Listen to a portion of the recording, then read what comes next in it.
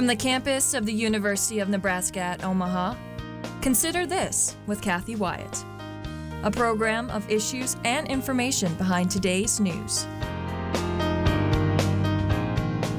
In your city or town, there are dozens, maybe even hundreds of public meetings each month.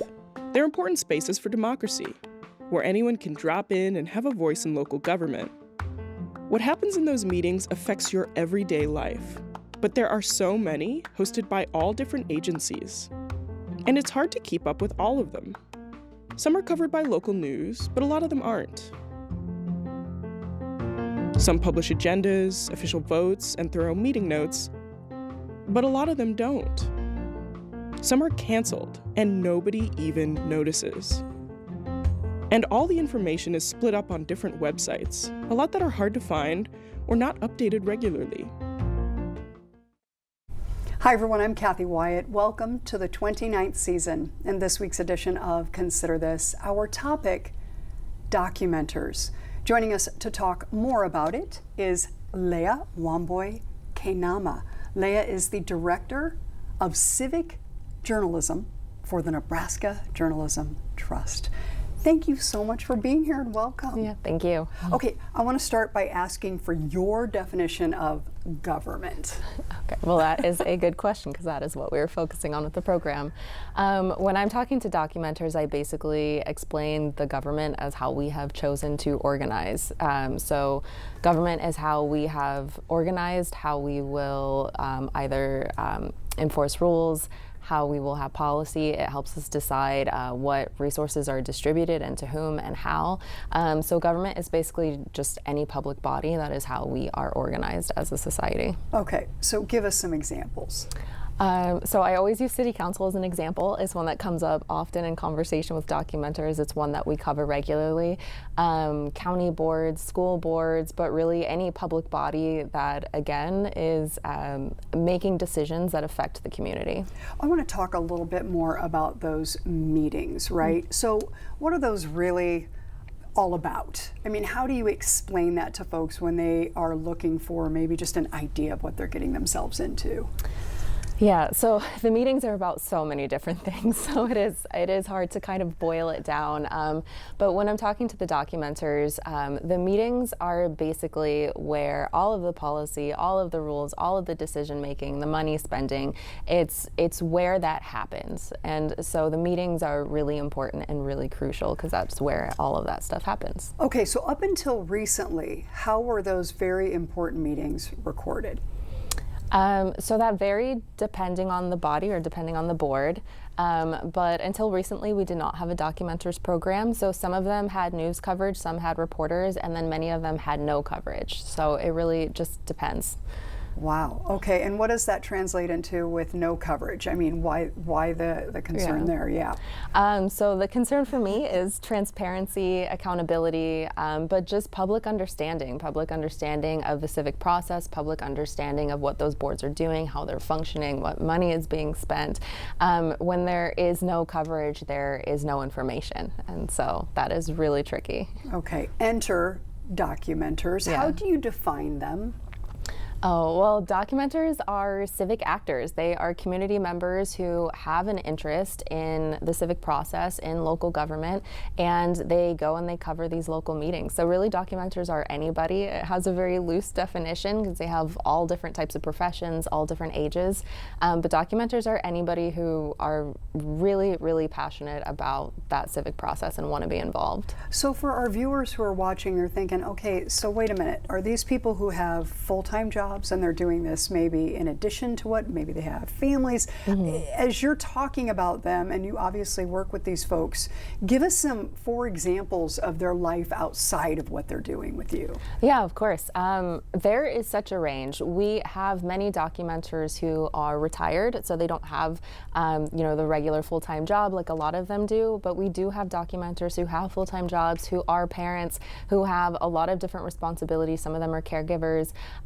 and we see a wide range. And because of the flexibility of the program, we call it a civic side hustle. So it's not quite a part-time equivalent, but it allows people to come in and out of the program at basically the availability, at the availability that they have.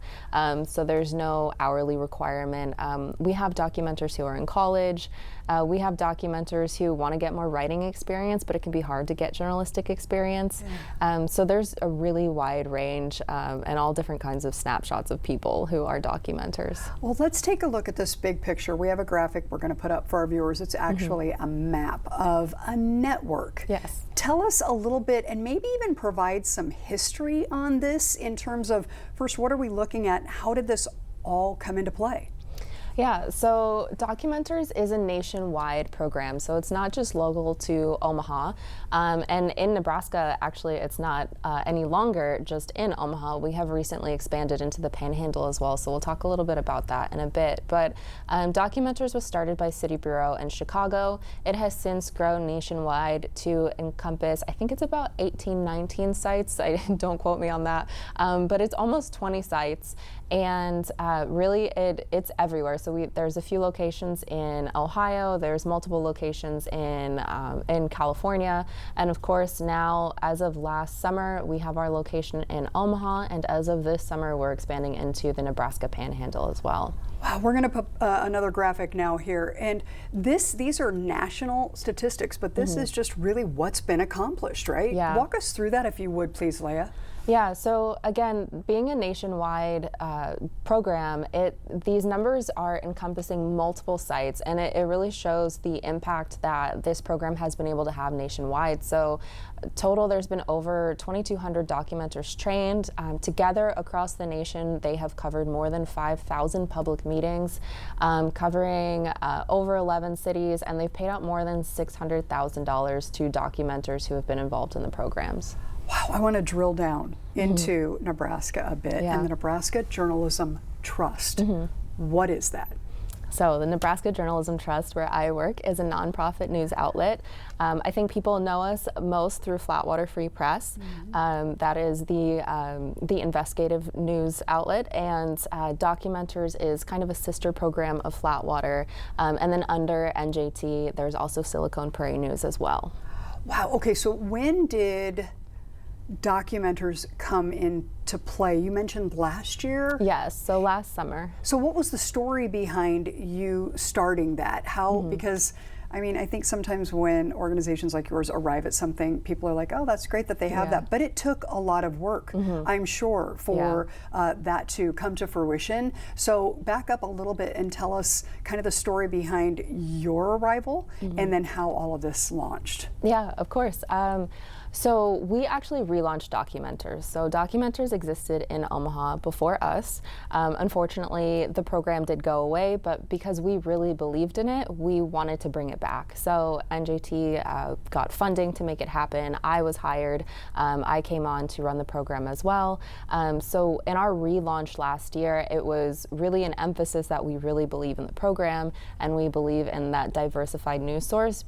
And one of the reasons why the program was brought back is because in Nebraska, but nationwide, there is a shrinking number of newsrooms, and that is really disheartening when you see a less diversified number of outlets for people to be able to get their news from, and in some areas there's no local news. And so we really feel that Documenters is a way that we can combat this.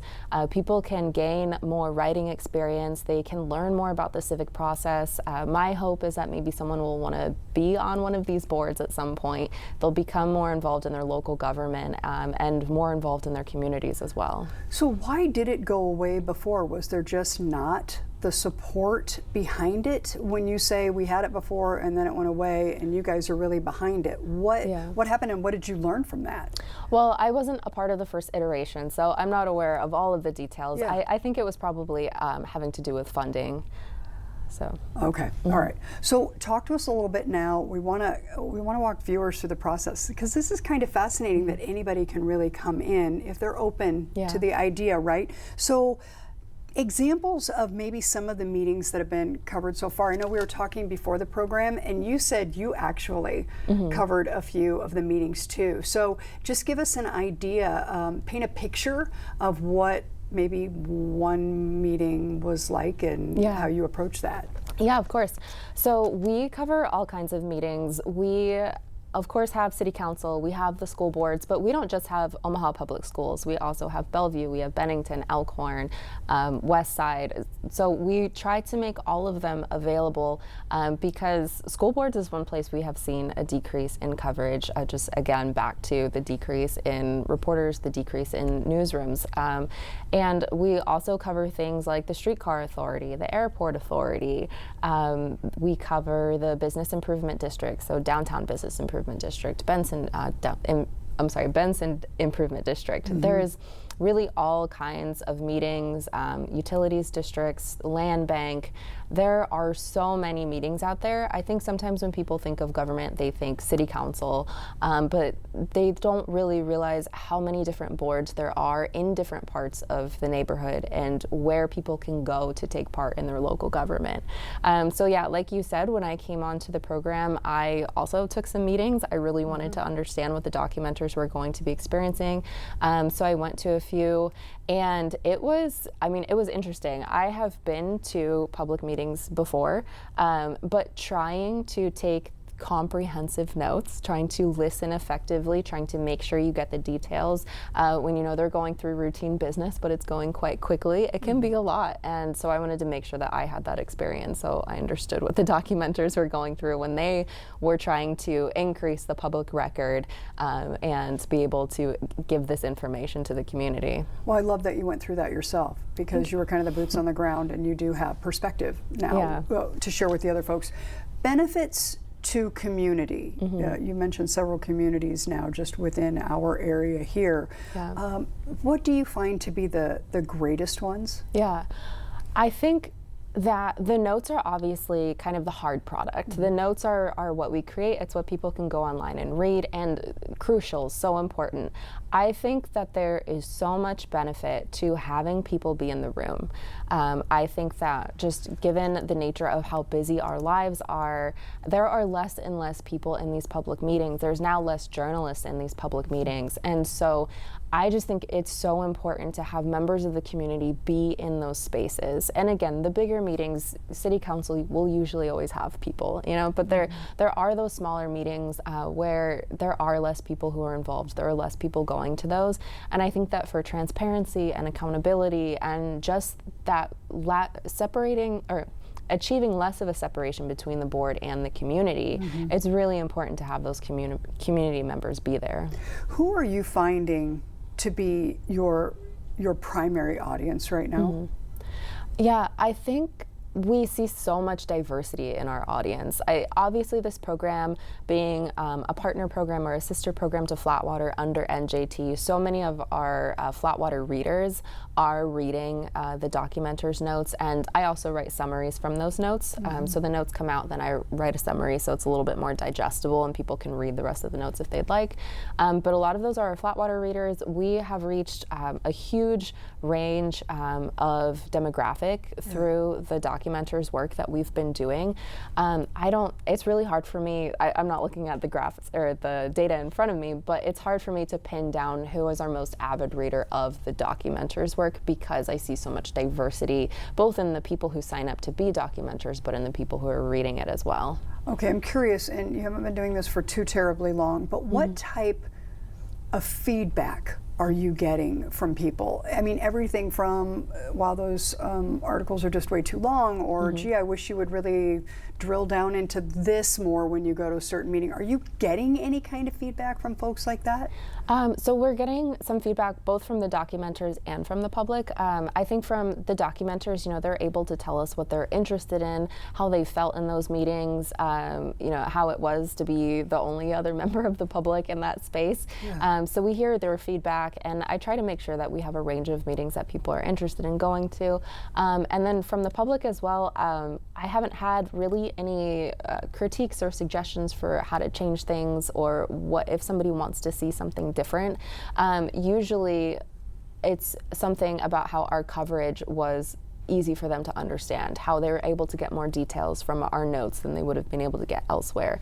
So we do get a lot of that type of feedback. You know, one thing we haven't really talked about, but it's going through my head as you're talking, is this whole idea of these groups who have been meeting and typically haven't had someone in the room documenting what's been happening, other than maybe somebody they have on their committee who's taking notes and so forth. Have you seen or have you heard from your folks that it's changing the dynamic of the meeting at all, knowing that you have somebody there who's actually paying attention, you know, writing it all down, and it will eventually be read, whereas historically, you know, A, there wasn't seemingly a lot of interest, and B, it certainly wasn't going out anywhere. Yeah, that I'm not sure of. I don't know if it's necessarily changing the dynamic, but I think that the boards know that people are paying attention, and that's good. We're supposed to be, and so my hope is that they don't view it as a negative, you know, angry that we have people here now paying attention to what they're doing, but hopefully they see it as something very inspiring to know that their work is being witnessed and the community is more involved civically.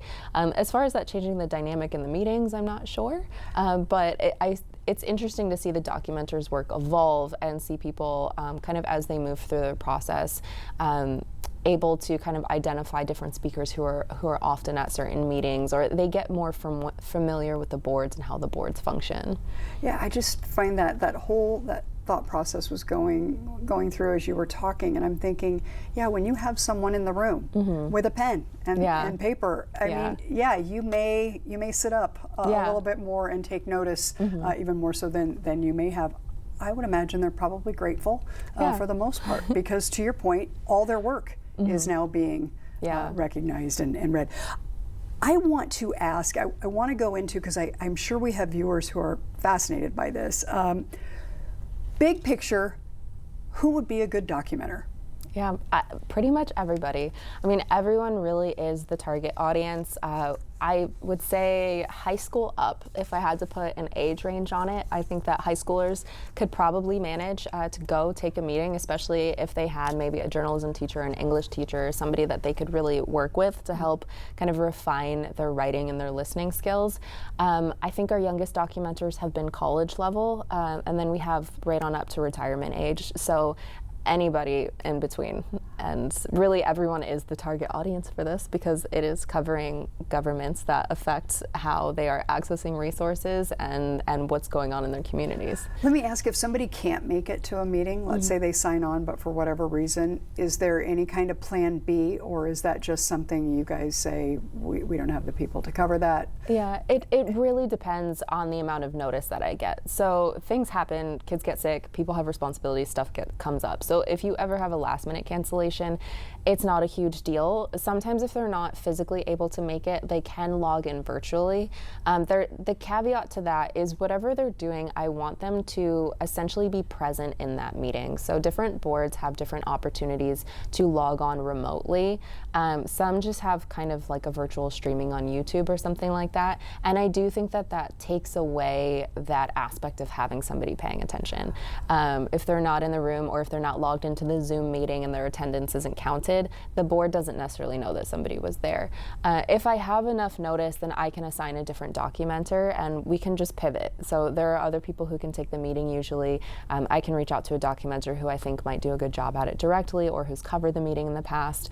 So we try to work with everything, but nobody's going to be penalized. I mean, things happen, life happens. Total, how many documenters do you have? So we have trained, let's see, I'm trying to think of our numbers. We have trained over 80 documenters since we relaunched the program last year. I think of that, we have about 10 that are very, very active, and then we maybe have another 10 who will kind of trickle in and out. And then from there, you know, of that 80, people kind of jump in as they have the availability to. Some of these meetings are at inconvenient times. 11 a.m. on a Tuesday is not a great meeting time if you have other responsibilities. And then maybe you could do the 6 p.m. on a Monday, but if you have kids who have activities, that can also be hard. So really, it just depends on how those meeting times sync up with people's schedules. But we have some very, very active documenters, and then we have our documenters who kind of come and go, and they'll take meetings as they're able. I love that. Okay, and you said you're in Omaha now, but you're going to be expanding. Yes. Talk about the process involved there. Yeah, and so it's a big, exciting thing. We are, or actually I guess have launched documenters in Nebraska Panhandle, so that's kind of the Scotts Bluff, Gearing, Alliance area. I mean, obviously the Panhandle is massive, but right now we're opening up meetings kind of in Scotts Bluff Alliance. As we have documenters who trickle in and who are interested in getting trained and want to cover it in their area, I can open up specific meetings to a specific town if I know that I have somebody who will cover it. And I mean, this is huge because coverage in some of these spaces, it's not able to extend to some of the board meetings just because those news outlets can be so limited, or a lot of them unfortunately have disappeared. So getting people involved in the program is huge, but also this is a paid program, so it's an opportunity for people in this area, in Omaha and in the Panhandle, to be able to get paid doing civic work, building their writing experience, having something journalistic on their resume, because that is kind of one of those, you have to have experience to get the job, but you can't get the job without the experience. So we try to assist with that as well. So yes, so we have launched in the Panhandle. If anybody is interested, I would love to train you, love to have you be a part of the program. So we're really, really excited about that. Wow. Now let's talk about when they reach out, because now they're excited and they want to talk to you. So the process itself, there's a quiz. There is. So first there's a training session. So we do an orientation training. It is obviously required. They have to have some level of training to go do this. It's about an hour long. So we go through the platform. We go through things like the Open Meetings Act. We go through some suggestions for listening and taking notes. So that all lasts about an hour. And then after that, they do have what's called a public meetings quiz. It's an 11-question quiz. They can take it multiple times if they need to. But basically, it's just making sure that they comprehended what we talked about in the orientation training. But the quiz is a very small part of that. But basically it's the training, the quiz, and then from there they can go on and they can sign up for an assignment. Now, are you doing all the training? I am, yeah. You are, so you'll even do the Panhandle? I will, yes. Training, like maybe via Zoom or something like that? Yes, and I have been out to the Panhandle, and I will have a more consistent visiting schedule probably as we continue to grow the program. For now, I do a lot of the trainings remotely with some in-person stuff scattered in as well as I can make it out there. Okay, I want to, so folks, reach out to you. You've walked us a bit through this whole idea of the quiz, the training. So now you've brought somebody in, right? They're on board. They're going to their first, experience. Walk us through that process from start to finish. In other words, you give them the assignment to go cover whatever meeting it is that they're going to be covering. They take what with them? They're responsible for doing what while they're there, and then they have to, I'm sure, submit to you, and is there an editor and all of that good stuff? Walk us through that. Yeah, and thank you for asking. You bet. So when they are assigned to an assignment, so they've applied for the assignment, I have given it to them, they will get an email that has all of the assignment details. It also has a calendar invite so they can stay organized and have it in their calendar. And in that same email, they have a link to a document that is basically where their notes have to end up. So maybe they want to take their notes elsewhere in a different document on their computer, but we keep it in a way so that way later on we don't have permissions issues with someone who has a locally stored document and this community member is trying to access it. So we try to be very intentional about where the notes end. And that document also has a template, so it's got a notes section, it has a votes and decisions section. It helps them kind of stay organized as they're writing. They would go to the meeting. I ask that they take notes electronically, so that can be a tablet, it can be an iPad, something with a full keyboard, because it is very, very hard with the pace of these meetings to be able to keep up if you're trying to take handwritten notes. I think that it is essentially impossible. But something with a keyboard so they can type out their notes. I also want them to record the meeting. And the reason why is because we need to fact check and verify, especially if there's anything that is maybe a little bit questionable or vague, or we just, we're cool having it in there, but we really want to make sure that we can verify that that person actually said that. So I like having the recording. And that can just be on their iPhone. I do ask that they're not texting while they're recording because it makes a bunch of background noise and you can't hear everything very clearly. But that allows them to kind of de-stress a little bit if they can't get the notes exactly how they want, and they can reference that later on when they're editing. So while they're at the meeting, they're recording, they're also taking notes to the best of their ability. They go home, and then they also get paid for their time to edit. So any editing that they have to do, they're paid for. They're also paid ahead of time if they are preparing for the meeting. So maybe they're researching the board, maybe they're looking up the meeting agenda or reading previous documenters' notes to get ready. But through their editing process, they're going back through what they recorded if they need to verify things. Once they feel like they're ready, their notes get submitted to me. I edit them. We have another editor who edits them, so it goes through 2 sets of eyes on everything. And then once we are finished with that process, we make final edits, then it gets approved. So once it's approved, then their notes go for payment and they get paid for their work essentially. But they would take with them something to record, whether that is a phone or a separate device, something to take notes on, and then they just make sure that they're organized on their device with the proper document and that they understand where they're supposed to go and things like that.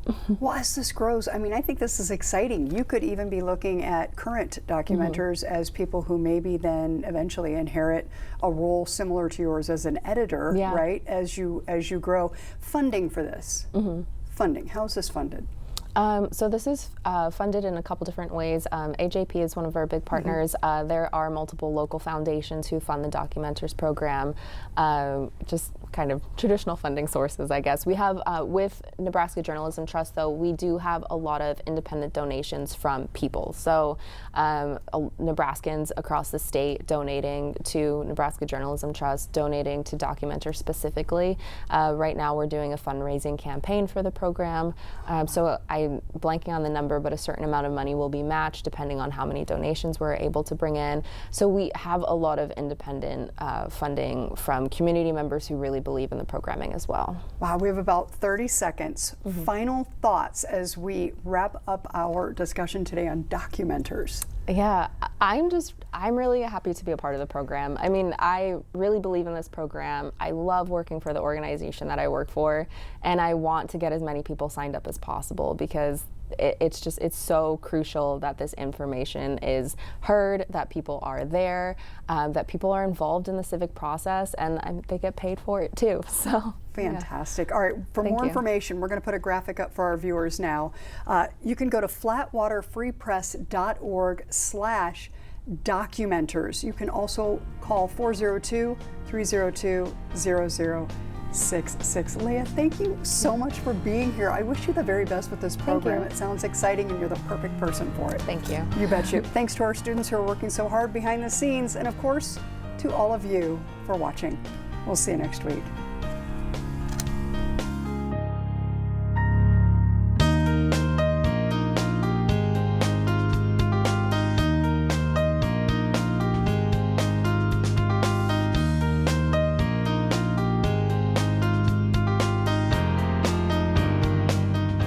Consider This is an issues and information program produced by UNO Television in the School of Communication.